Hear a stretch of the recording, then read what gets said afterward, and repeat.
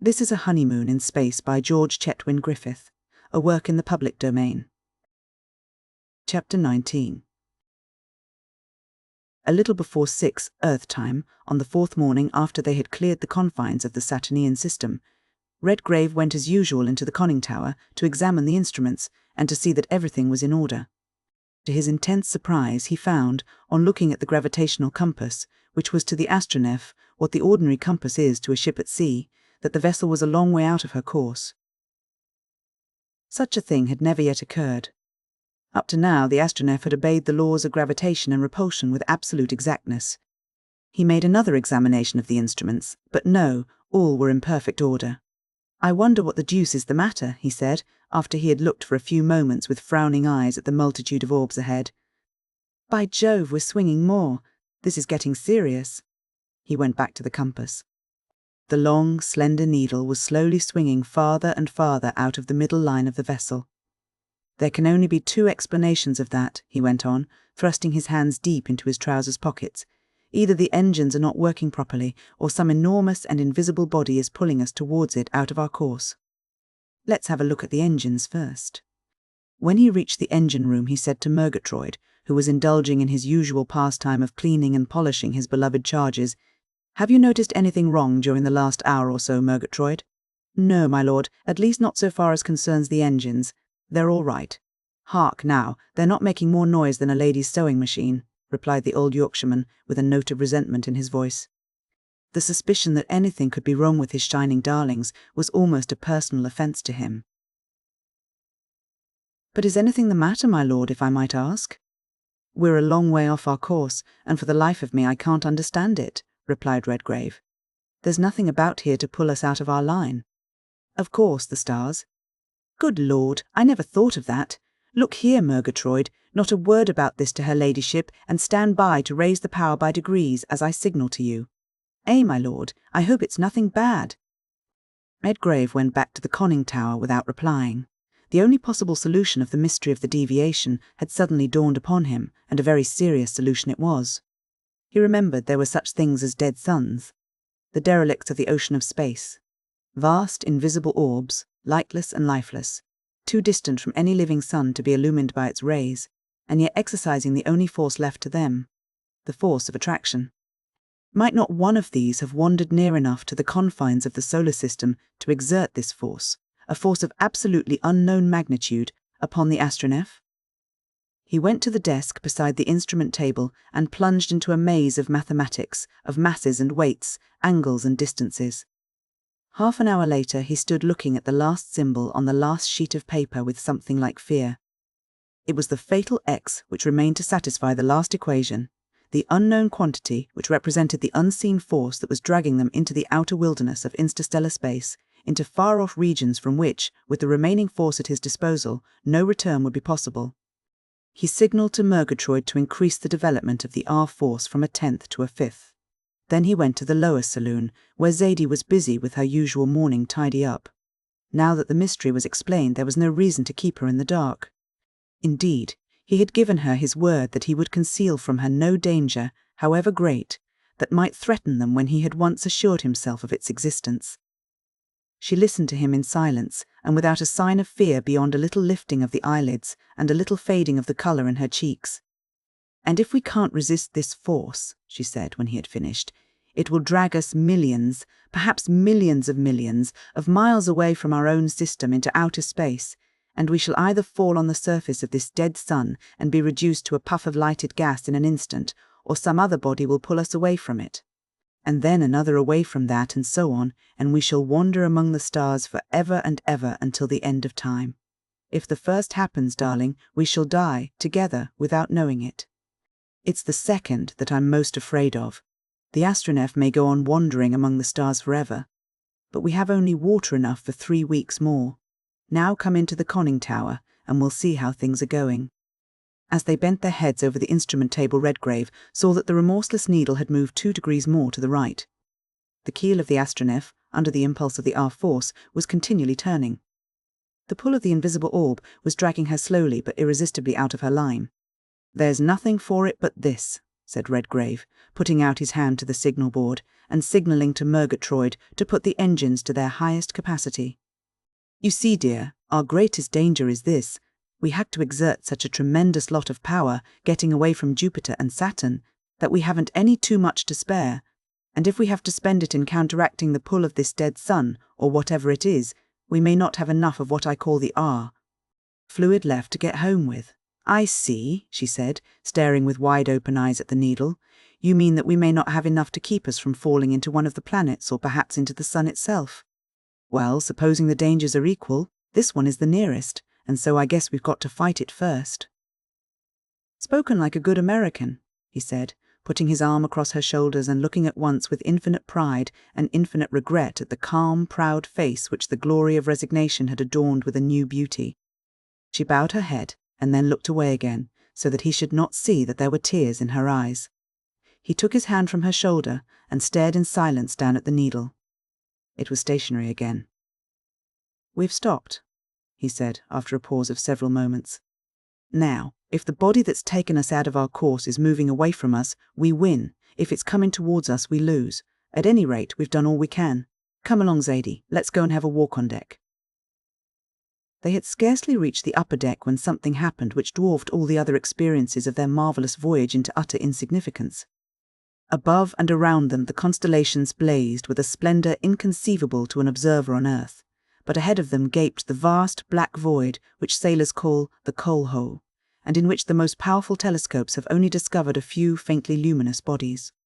Suddenly, out of the midst of this infinity of darkness, there blazed a glare of almost intolerably brilliant radiance. Instantly the forward end of the Astronef was bathed in light and heat. The light and heat of a recreated sun, whose elements had been dark and cold for uncounted ages.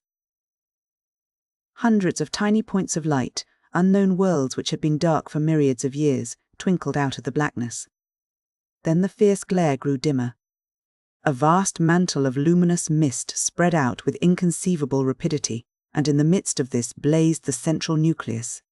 The sun, which in far-off ages to come would be the giver of light and heat, of life and beauty to worlds unborn, to planets which were now only little eddies of atoms whirling in that ocean of nebulous flame.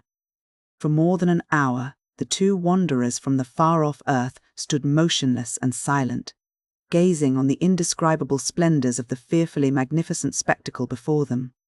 Every mundane thought seemed burnt out of their souls by the glory and the wonder of it. It was almost as though they were standing in the very presence of God. Indeed, were they not witnessing the supreme act of omnipotence, a new creation? Their peril, a peril such as had never threatened mortals before, was utterly forgotten. They had even forgotten each other's presence. For the time being, they existed only to look and to wonder. They were called at length out of their trance by the matter-of-fact voice of Murgatroyd saying, "My lord, she's back to her course. Will I keep the power on full?" "Eh, what's that?" exclaimed Redgrave, as they both turned quickly round. "Oh, it's you, Murgatroyd. The power? Yes, keep it on full till I have taken the bearings." "Eh, my lord, very good," replied the engineer. As he left the deck, Redgrave put his arm round Zadie and drew her gently towards him and said, "Zadie, truly you are favoured among women. You have seen the beginning of a new creation. You will certainly be saved somehow after that." "Yes, and you too, dear," she murmured, as though still half dreaming. "It is very glorious and wonderful, but what is it all? I mean, what is the explanation of it?" "The merely scientific explanation, dear, is very simple. I see it all now. The force that was dragging us out of our course was the united pull of two dead stars approaching each other in the same orbit. They may have been doing that for millions of years. The shock of their meeting has transformed their motion into light and heat. They have united to form a single sun and a nebula, which will someday condense into a system of planets like ours. Tonight, the astronomers on Earth will discover a new star, a variable star as they'll call it, for it will grow dimmer as it moves away from our system. It has often happened before." Then they turned back to the conning tower. The needle had swung to its old position. The new star, henceforth to be known in the annals of astronomy as Lilla Zadie, had already set for them to the right of the Astronef and risen on the left, and, at a distance of more than 900 million miles from the Earth, the corner was turned and the homeward voyage began. Chapter 20. A week later, they crossed the path of Jupiter, but the giant was invisible, far away on the other side of the sun.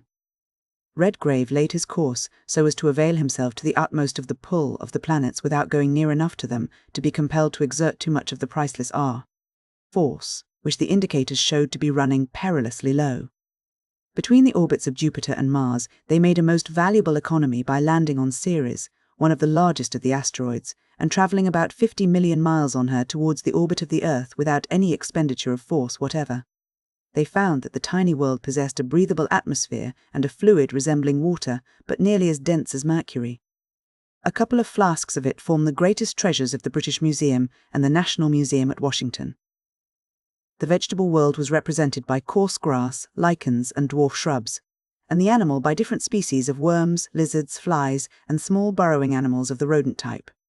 As the orbit of Ceres, like that of the other asteroids, is considerably inclined to that of the Earth, the Astronef rose from its surface when the plane of the Earth's revolution was reached, and the glittering swarm of miniature planets plunged away into space beneath them. "Where to now?" said Zadie, as her husband came down on deck from the conning tower. "I am going to try to steer a middle course between the orbits of Mercury and Venus," he replied. "They just happen to be so placed now that we ought to be able to get the advantage of the pull of both of them as we pass, and that will save us a lot of power. The only thing I'm afraid of is the pull of the sun, equal to goodness knows how many times the attraction of all the planets put together. You see, little woman, it's like this," he went on, taking out a pencil and going down on one knee on the deck. "Here's the Astronef, there's Venus, there's Mercury, there's the sun, and there, away on the other side of him, is Mother Earth. If we can turn that corner safely, and without expending too much power, we ought to be all right. And if we can't, what will happen? It will be a choice between morphine and cremation in the atmosphere of the sun, dear, or rather gradually roasting as we fall towards it." "Then of course it will be morphine," she said quite quietly, as she turned away from his diagram and looked at the now fast increasing disk of the sun. A well-balanced mind speedily becomes accustomed even to the most terrible perils, and Zadie had now looked this one so long and so steadily in the face that for her it had already become merely the choice between two forms of death with just a chance of escape hidden in the closed hand of fate. 36 Earth hours later, the glorious golden disk of Venus lay broad and bright beneath them. Above was the blazing orb of the sun, nearly half as big again as it appears from the Earth, with Mercury, a round black spot, travelling slowly across it. "My dear bird folk," said Zadie, looking down at the lovely world below them. "If home wasn't home, we can be back among them in a few hours with absolute safety," interrupted her husband, catching at the suggestion. "I've told you the truth about the bare possibility of getting back to the Earth. It's only a chance at best, and even if we pass the sun, we may not have force enough left to prevent the Astronef from being smashed to dust or burnt up in the atmosphere. After all, we might do worse." "What would you do if you were alone, Lennox?" she said, interrupting him in turn. "I should take my chance and go on. After all, home's home and worth a struggle. But you, dear—" "I'm you, and so I take the same chances as you do. Besides, we're not perfect enough for a world where there isn't any sin. We should probably get quite miserable there. No, home's home, as you say." "Then home it is, dear," he replied.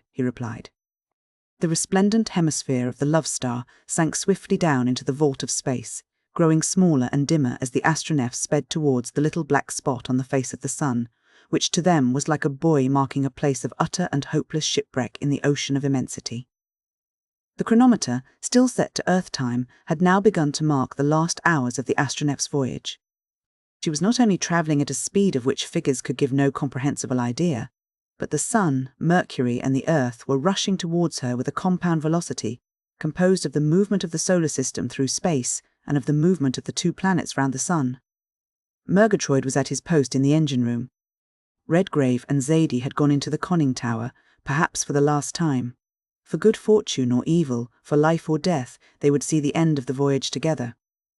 "How far yet, dear?" she said, as Venus began to slip away behind them, rising like a splendid moon in their wake. "Only 60 million miles or so, a matter of a few hours, more or less. It all depends," he replied, without taking his eyes off the compass. 60 millions. Why, I feel almost at home again. But we have to turn the corner of the street yet, dear, and after that there's a fall of more than 25 million miles onto the more or less kindly breast of Mother Earth." "A fall?" It does sound rather awful when you put it that way, but I am not going to let you frighten me. I believe Mother Earth will receive her wandering children quite as kindly as they deserve. The moon-like disk of Venus grew swiftly smaller, and the black spot on the face of the sun larger and larger as the Astronef rushed silently and imperceptibly, and yet with almost inconceivable velocity towards doom or fortune. Neither Zaidie nor Redgrave spoke again for nearly 3 hours, hours which to them seemed to pass like so many minutes. Their eyes were fixed on the black disk of Mercury, which, as they approached it, expanded with magical rapidity till it completely eclipsed the blazing orb behind it. Their thoughts were far away on the still invisible Earth and all the splendid possibilities that it held for 2 young lives like theirs. As the sunlight vanished, they looked at each other in the golden moonlight of Venus, and Zaidie let her head rest for a moment on her husband's shoulder. Then a swiftly broadening gleam of light shot out from behind the black circle of Mercury. The first crisis had come. Redgrave put out his hand to the signal board and rang for full power. The planet seemed to swing round as the Astronef rushed into the blaze. In a few minutes it passed through the phases from new to full. Venus became eclipsed in turn as they swung between Mercury and the Sun, and then Redgrave, after a rapid glance to either side, said, "If we can only keep the 2 poles balanced, we shall do it. That will keep us in a straight line, and our own momentum ought to carry us into the Earth's attraction." Zaidie did not reply. She was shading her eyes with her hand from the almost intolerable brilliance of the sun's rays and looking straight ahead to catch the first glimpse of the silver-grey orb. Her husband read her thoughts and respected them. But a few minutes later he startled her out of her dream of home by exclaiming, "Good God, we're turning! What do you say, dear? Turning what?" "On our own centre. Look. I'm afraid only a miracle can save us now, darling." She glanced to the left-hand side where he was pointing. The sun, no longer now a sun, but a vast ocean of flame filling nearly 1/3 of the vault of space, was sinking beneath them. On the right Mercury was rising. Zaidie knew only too well what this meant. It meant that the keel of the Astronef was being dragged out of the straight line which would cut the Earth's orbit some 40 million miles away. It meant that, in spite of the exertion of the full power that the engines could develop, they had begun to fall into the sun. Redgrave laid his hand on hers, and their eyes met. There was no need for words. Perhaps speech just then would have been impossible.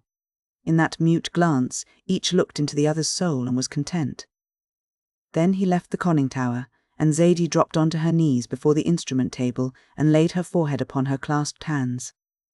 Her husband went to the saloon, unlocked a little cupboard in the wall, and took out a blue bottle of corrugated glass labelled morphine, poison. He took another empty bottle of white glass and measured 50 drops into it. Then he went to the engine room and said abruptly, "Murgatroyd, I'm afraid it's all up with us. We're falling into the sun, and you know what that means. In a few hours the Astronef will be red hot, so it's roasting alive, or this. I recommend this." "And what might that be, my lord?" said the old engineer, looking at the bottle which his master held out towards him. "That's morphine, poison. Fill that up with water, drink it, and in half an hour you'll be dead without knowing it. Of course, you won't take it until there's absolutely no hope, but, granted that, you'll find this a better death than roasting or baking alive." Then his voice changed suddenly as he went on. "Of course, I need not say now, Murgatroyd, how deeply I regret now that I asked you to come in the Astronef. My lord, my people have served yours for 700 years, and, whether on Earth or among the stars, where you go it is my duty to go also. But don't ask me to take the poison. It is not for me to say that a journey like this is tempting Providence, but, by my lights, if I am to die, I shall die the death that Providence in its wisdom sends. I dare say you're right in one way, Murgatroyd, but it's no time to argue about beliefs now. There's the bottle. Do as you think right, and now, in case the miracle doesn't happen, goodbye." "Goodbye, my lord, if it is to be," replied the old Yorkshireman, taking the hand which Redgrave held out to him. "I'll keep the power on to the last, I suppose?" "Yes, you may as well. If it doesn't keep us away from the sun, it won't be much use to us in 2 or 3 hours." He left the engine room and went back to the conning tower. Zaidie was still on her knees. Beneath and around them the awful gulf of flame was broadening and deepening. Mercury was rising higher and growing smaller. He put the bottle down on the table and waited. Then Zaidie looked up. Her eyes were clear and her face was perfectly calm. She rose and put her arm through his and said, "Well, is there any hope, dear? There can't be now, can there? Is that the morphine?" "Yes," he replied, slipping his arm beneath hers and round her waist. "I'm afraid there's not much chance now, little woman. We're using up the last of the power, and you see—" As he said this, he looked at the thermometer. The mercury had risen from 65 degrees Fahrenheit, the normal temperature of the interior of the Astronef, to 93 degrees, and during the half-minute that he watched it rose another degree. There was no mistaking such a warning as that. He had brought 2 little liqueur glasses in his pocket from the saloon. He divided the morphine between them and filled them up with water. "Not until the last moment, dear," said Zadie as he set one of them before her. "We have no right to do it until then." "Very well. When the mercury reaches 150, after that it will go up 10 and 15 degrees at a jump, and we—" "Yes, at 150, she replied, cutting short a speech she dared not hear the end of. "I understand. It will be impossible to hope any more." Now, side by side, they stood and watched the thermometer. 95, 98, 103, 110, 18, 24, 32, 41. The silent minutes passed, and with each the silver thread, for them the thread of life, grew, with strange contradiction, longer and longer, and with every minute it grew more quickly. 146. With his right arm Redgrave drew Zadie still closer to him. He put out his left hand and took up the little glass. She did the same. "Goodbye, dear, till we have slept and wake again. Goodbye, darling, God grant that we may." But the agony of that last farewell was more than Zadie could bear. She looked away at the little glass in her hand, a hand which even now did not tremble. Then she raised her eyes again to take one last look at the glory of the stars, and at the fate incarnate in flame which lay beneath them. Then, even as the end of the last minute came, a cry broke through her white, half-parted lips. The earth, thank God, the earth. With the hand that held the draught of leather, which in another moment she would have swallowed, she caught at her husband's hand, pulled the glass out of it, and then with a little sigh she dropped senseless on the floor of the conning tower. Redgrave looked for a moment in the direction that her eyes had taken. A pale, silver-grey crescent, with a little white spot near it, was rising out of the blackness beyond the edge of the solar ocean of flame. Home was in sight at last, but would they reach it? And how? He picked her up and carried her to their room and laid her on the bed. Then he went to the medicine chest again, this time for a very different purpose. An hour later, they were on the upper deck with their telescopes turned on to the rapidly growing crescent of the home world, which, in its eternal march through space, had come into the line of direct attraction just in time to turn the scale in which the lives of the space voyagers were trembling. The higher it rose, the bigger and broader and brighter it grew, and, at last, Zadie, forgetting in her transport of joy all the perils that were yet to come, sprang to her feet and clapped her hands and cried, "There's America!" Then she dropped back into her long deck chair and began a good, hearty, healthy cry. Epilogue.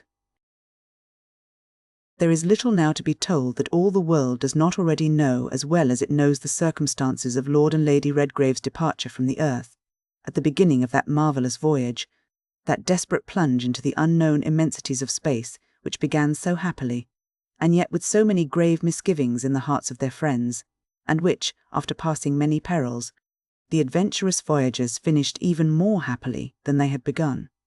As I said at the beginning of this narrative, the sole purpose of writing it has been to place before the reading public an account of the adventures experienced by Lord Redgrave and his beautiful Countess from the time of their departure from the earth to the hour of their return to it. Therefore there is no need to retell a tale already told, and one that has been read and reread 1,000 times. Everyone who has read his or her newspaper from Chamskatska to Cape Horn, and from Alaska to South Australia, knows how the commander of the Astronef so nursed the remains which were left to him of the force after overcoming the attraction of the sun, that he was able to steer an oblique course between the moon and the earth, and to counteract what Zadie called the all-too-loving attraction of the mother planet, and, after 60 hours of agonizing suspense, at last re-entered their native atmosphere. The expenditure of the last few units of the force enabled them to just clear the summits of the Bolivian Andes, to cross the foothills and western slopes of Peru, and finally to let the Astronef drop quietly onto the bosom of the broad Pacific about 20 miles westward of the port of Melendo. All this time, thousands of anxious eyes had been peering through telescopes every night in quest of the wanderers who must now be returning if ever they were to return, and a reward of $10,000, offered conjointly by the British and United States governments for the first authentic tidings of the Astronef, was won by a smart young Californian who was assistant astronomer at the Harvard University Observatory at Arequipa. One night when he was on duty watching a lunar occultation, he saw something sweep across the disk of the full moon, just as the captain and officers of the St. Louis had seen that same something sweep across the disk of the rising sun. What else could it be if not the Astronef? He rang for another assistant to go on with the occultation, and wired down to the coast requesting the British consul at Melendo to look out for an arrival from the skies. 3 hours later, the gleam of an electric searchlight flickered down over the huge black cone of the Misty, and by dawn the next morning one of Her Majesty's cruisers, most appropriately named Astrea, attached to the Pacific Squadron then en route from Lima to Valparaiso, steamed out westward from Melendo, and found the long, shining hull of the Astronef waiting quietly on the unrippled rollers of the Pacific. And Lord and Lady Redgrave having breakfast in the deck chamber, compliments and congratulations having been duly exchanged, she was taken in tow by the cruiser, and so reached Valparaiso. Here she lay for a few days while the wires of the world were being kept hot with telegraphic accounts of her return to Earth, and while her commander, with the assistance of the officers of the National Laboratory, was replenishing his stock of the RR fluid from the chemicals which they had placed at his disposal. It would, of course, have been quite possible for him and Zaidie to have taken steamer northward to Panama, crossed the isthmus, and returned to New York and Washington via Jamaica. The British admiral even offered to place his fastest cruiser at their disposal for a run to San Francisco, whence the Overland Limited would have landed them in New York in 4 days and a half, but Zaidie vetoed this as quickly as she had done the other proposition. If she had her way, the Astronef should go back to Washington as she had left it, by means of her own motive force, and so, of course, it came to pass. Even Murgatroyd's grim and homely features seemed irradiated by a glow of what he afterwards thought unholy pride when he once more stood by his levers and heard the familiar signal coming from the conning tower, a 10th, and then, stand by steering gear. The next moment there was another tinkle in the engine room. Redgrave, standing with Zaidie in the conning tower, moved the power wheel through 10 degrees, and then, to the amazement of tens of thousands of spectators, the hull of the Astronef rose perpendicularly from the waters of the bay. The British squadron, and a detachment of the Chilean fleet, thundered out a salute, which was answered a few moments later by the shore batteries. Redgrave went down into the deck chamber, and fired 21 shots from one of the Maxim Nordenfeldts, the same with which he had mown down the crowds of Martians in the square of their great city, 130 million miles away. And while he was doing this, Zaidie in the conning tower ran the white ensign up to the top of the flagstaff. Then the glass doors were closed again, the propellers began to revolve at their utmost speed, and the Space Navigator with one tremendous leap cleared the double chain of the Andes and vanished to the northeastward. To describe the reception of Lord and Lady Redgrave when the Astronef dropped a few hours later onto the very spot in front of the steps of the Capitol at Washington from which she had risen just 4 months before, would only be to repeat what has already been told in the press of the world, and especially of the United States, with a far more luxuriant wealth of detail than could possibly be emulated here. Suffice it to say that the first human form that Zaidie embraced after her long wanderings was that of Mrs. Van Stuyler, whom the President of the United States had escorted to the gangway. The most marvellous of human adventures become commonplace by repetition, and Mrs. Van Stuyler had already spent nearly a fortnight devouring every item, whether of fact or fancy, with which the American press had embroidered the adventures of the Astronef and her crew. And so when the first embracings and emotions were over, all she could find to say was, "Well, Zaidie dear, and how did you enjoy it after all?" "It was just gorgeous, Mrs. Van, and if there was a more gorgeous word than that in the American language I'd use it," replied Zaidie, with another hug. "Why didn't you come? Why didn't you come?" He would have been, well, no, perhaps I'd better not say what you would have been. But just think of it, or try to. A honeymoon trip of over 2,000 million miles and back, safe, thank God. As she said this, Zaidie threw her arm over Mrs. Van Stuyler's shoulder and drew her away towards the forward end of the deck chamber. At the same moment the President's hand met Lord Redgrave's in a long, strong grip. They didn't say anything just then. Men seldom do under such circumstances.